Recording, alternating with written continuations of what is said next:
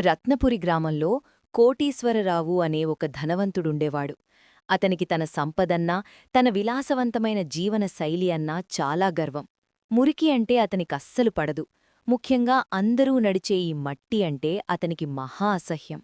ఒకరోజు అతను తన పట్టువస్త్రాలు సర్దుకుంటూ వీధిలో వెళ్తుంటే అక్కడ కుండలు చేస్తున్న వీరయ్య కనిపిచ్చాడు. ఏ ఎంత ధైర్యం నీకు? నీ మురికి మట్టి నా రాజసం ఉట్టిపడే పట్టుబట్టల మీద పడింది. నా బట్టలు పాడైపోయాయి. నన్ను క్షమించండి బాబుగారు, కాని ఒకటి గుర్తుంచుకోండి, ఈ మట్టిపై నీ అడుగులు కదిలినంతకాలమే నీ ఈ అహంకారం. హహ్హహా, నేనేమో బంగారం పట్టుబట్టల మనిషిని, నువ్వేమో మట్టి మనిషివి. మనమిద్దరం ఎప్పటికీ సమానం కాలేము. కాని మనం ఎక్కడుండాలో గుర్తుచేయడానికి ప్రకృతికి ఎంతో సమయం పట్టదు. ఒక్కసారిగా కురిసిన వానకు రోడ్డంతా జారుడు బురదగా మారింది. కోటీశ్వరరావు వేసుకున్న ఖరీదైన చెప్పులు అతనికి శత్రువులయ్యాయి. అమ్మో, జారిపోతున్నా, ఎవరో ఒకరు కాపాడండి! స్ప్లాష్!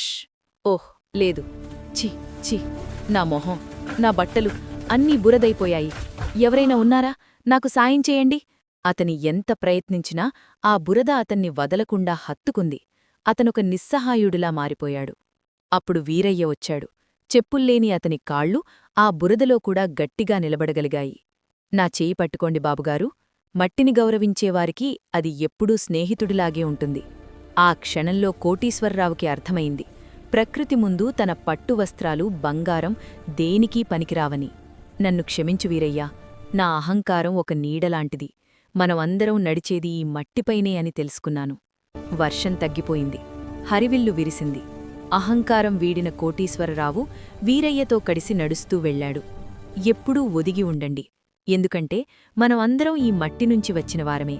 మళ్లీ తిరిగి ఆ మట్టిలోకే వెళ్తాం కదా. మళ్లీ కథలో కలుద్దాం. మీ బొమ్మలబడి.